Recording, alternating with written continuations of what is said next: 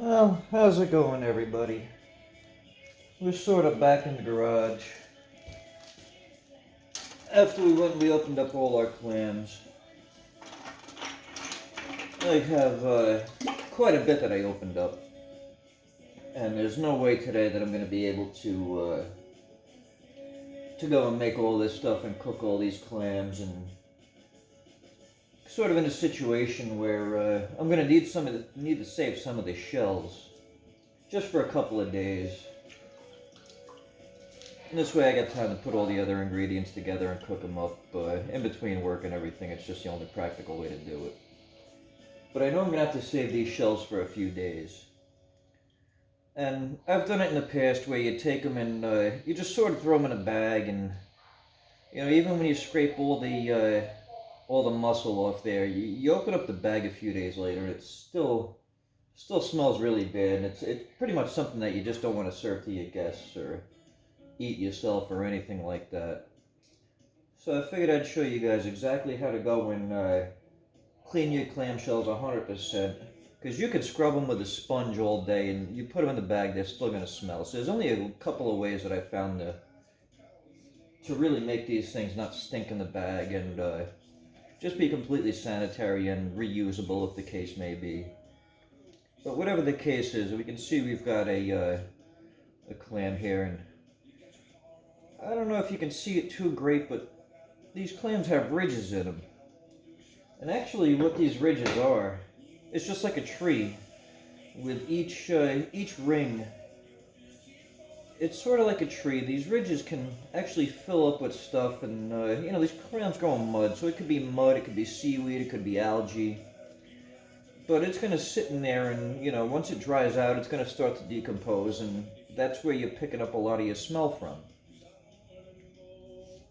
So basically you're going to go through and you just want to go and get all that stuff out of the way, and you'll be able to tell right away once the clam is clean. You won't be able to see too many of these ridges. You'll still be able to see the ridges, but they won't have all that black and gray, and all that is algae, mud, and stuff that's going to decompose, and it's really, even when you cook it, it's going to smell bad, it's going to smell fishy, it's going to smell like low tide in your kitchen. So the right way to go and do this is just clean all that stuff out of there. This way, the cleaner the clam is, the less stuff there is on it, and especially if you're going to use these clams for decoration, you can go and clean all this stuff out, and the shell will look much, much better. So I found the best way to go about it is get yourself a bucket and fill it up with just tap water that's got chlorine and stuff in it, and that'll actually help break down some of the stuff that's on these shells. And once you get going, you'll find it actually comes off pretty easily, and just makes for a better presentation. Because I know going to restaurants and stuff like that, ordering stuffed clams, just because I do this a lot myself. One of the things I actually look at is the condition of the shell that they served it in, and you catch yourself a dirty clam there, and you're not really so excited to eat it. So that's just one of the things that I just go and pay attention to myself.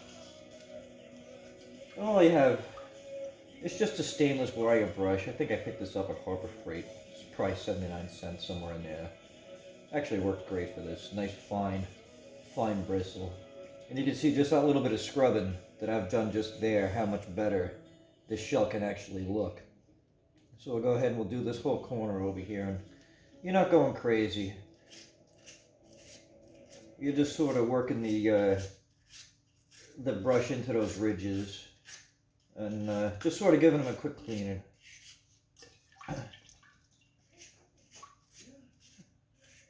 And again, all this is doing is getting away all the algae, all the mud, all the stuff that you really just don't want sitting in a bag decomposing. As the shell itself won't smell, but it's all the contaminants and everything else on it that will. And you can actually, when you're running your hand over here, you can feel how much better this shell feels. It's nice, clean. You can feel the ridges over here. On this side, not so much yet. And that didn't take a whole lot of effort. Just, wipe it back and forth a couple of times. Especially if you're going to use these shells decorations, or you guess you're eating your clams, they're going to take them home. At least you're giving them a nice example, a nice clean shell, and it's not going to stink up the car when the kids forget about it and leave it in there.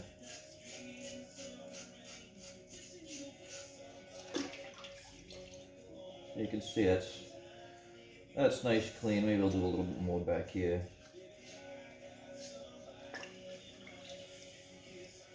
Certain clams, judging on the area you're from and everything else, right now I can feel certain ridges higher than the others. Some feel good, some feel bad. You can actually go ahead and date the clam and determine its age just by each different grow ring. You get a narrow grow ring, and then you'll get a bigger grow ring, and then you get a narrower one. And what that is different seasons. So they say that the big grow ring will be from the summer season, and then the smaller grow ring is from the colder season, where the clam's just spending more of its energy just staying alive as opposed to growing. And you can figure out exactly how old your clam is, and possibly what it's even been through. I'll show you on this clam here, there's a significant dent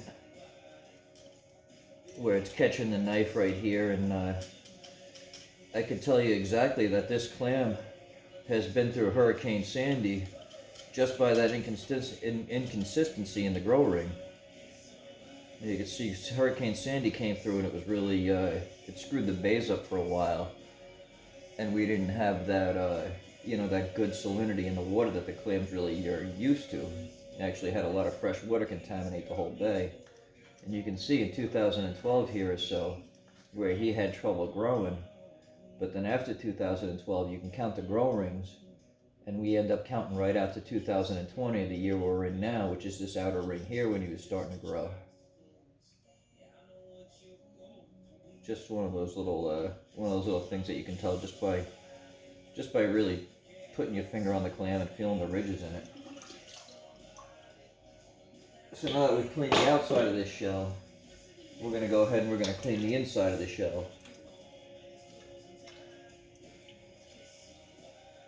And the way I go about that is really just taking this is the brass version. This is the same brush. I use the stainless brush for the outside of the clam because it gets into the ridges really nice. And I use the brass brush for the inside. You can tell this guy's a little old and he's used, but he's still working. And all we're going to do is we're going to scrub away the leftover muscle tissue that's left in there. And then we're going to attack the inside over here. This layer of white is actually it's almost like a layer of oxidation, where if you're making stuffed clams, your breading and stuff will actually stick more to that. It doesn't really make a difference. You can't taste it, but I did notice a few years back that if I did take this little white layer of basically just this opaqueness out of it, you'll see the shell turn more like a pearl color, and it gets smoother to the touch, and your breading from your baked clams won't stick to it so much. And again, if you're going to use the shell for display purposes, wampum, whatever the case may be, then the shell will actually look prettier once you give it a quick scuff than just leaving it normal. So we're just going to start over here. I can see I have some muscle tissue left over, so we're going to use the brush to just get rid of that. And once you feel that's gone, give everybody a quick rinse, and you can see where I've already started to go and buff through some of that opaque white color. So I'm going to work myself all the way down into here, and we'll show you exactly how much of that opaqueness you can get off and what the shell actually looks like once you go and do that.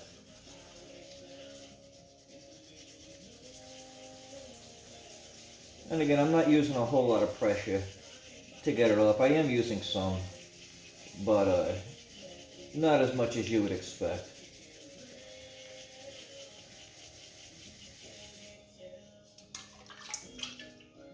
So you can see the area where I stopped, and I'm just stopping the brush here, and how much how much of that white coating has actually come off. Again, I'm not really sure if it's in the growth rate or exactly why that white coating is on there, but I do know that the clam becomes a lot smoother and the food's less likely to stick to it if you go and you bust that white layer off. And on top of that, just, it makes your shells look a little prettier. It's a little better presentation. For these high-end restaurants and stuff like that,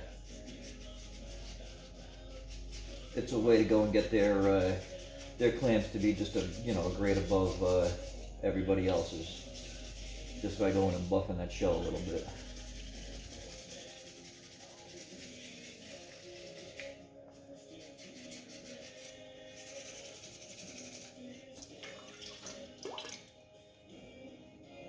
Oh, there you go. That's just been hit with the brass wire brush for a quick couple of seconds, and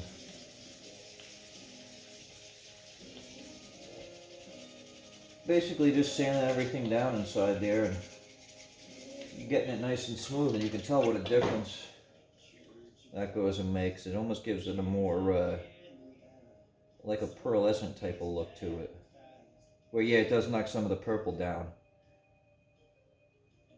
but it is what it is.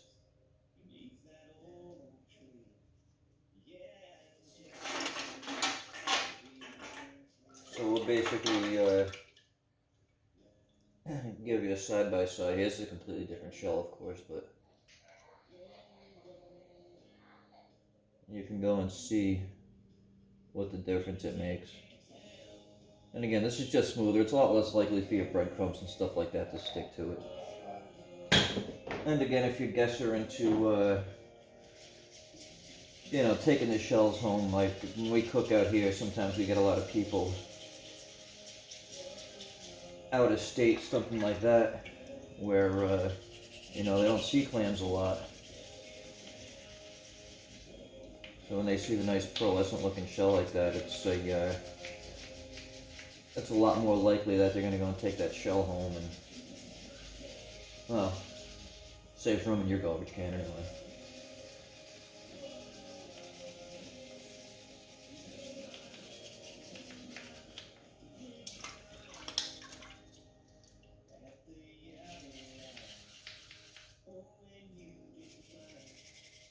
So you can see how much effort I put into that. It wasn't a whole lot.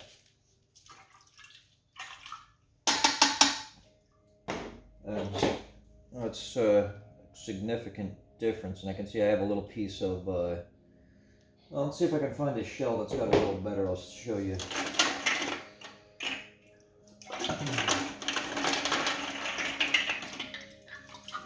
Left over on the hinge side of the clam. You get this leftover. It's almost like a leather type material. It's very hard, but when you cook it, it stays there, and it gets very sharp. And handling the clam, it gets in the way, and it feels weird. And sometimes it'll break off, get into the breading, and you don't want your guest or your customers eating that. So the way we go and get rid of that is it's actually very soft through here. It's one of the areas that just keeps growing with the clam. So this area of the clam is very soft as far as shell's considered. So you can still take your knife, and I like to just kind of run it right down the side of the clam, and you can see how easy that shell cut back there. And we got rid of that whole hinge part, and again, just gave the clam a better presentation than you would normally have. So now that we've done that, nice, smooth, looks good. I can run my hand on there. I'm not going to get cut. It's a lot better than it was. So now we'll just go and give this guy a little wipe and clean him up a bit.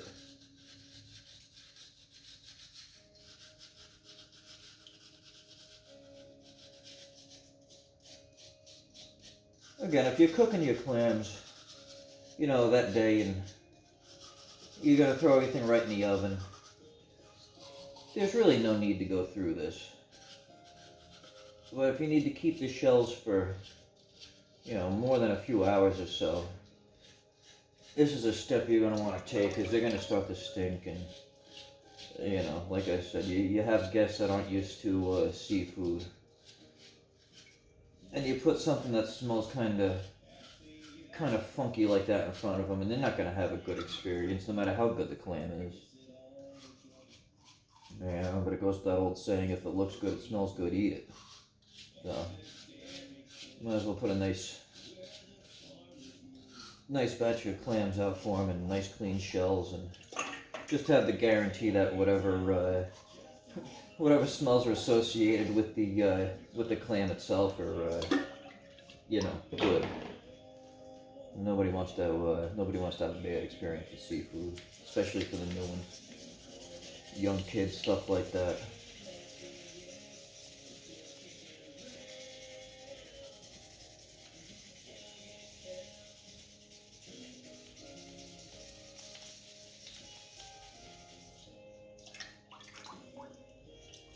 I didn't scrub terribly hard on that clam, and you can already see the pearlescence in it. We'll go a little more and we'll show you when we're done. But I'm just going and using that brash wire brush in pretty much like a circular motion. Almost like I'm waxing a car or something.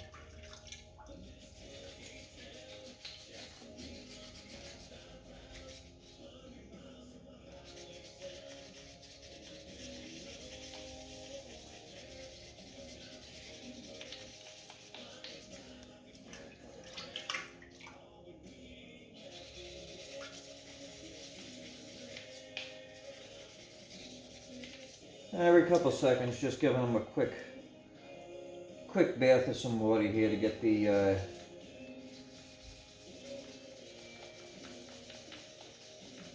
that extra material off that you've been scrubbing off.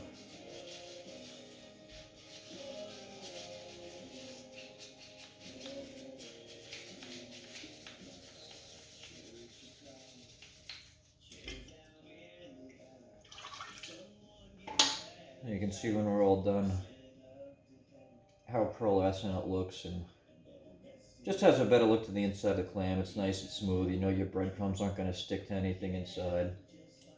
You can put it up for a few days without worry, and just make sure you put them away dry. But they won't smell inside the bag after a few days like they normally would.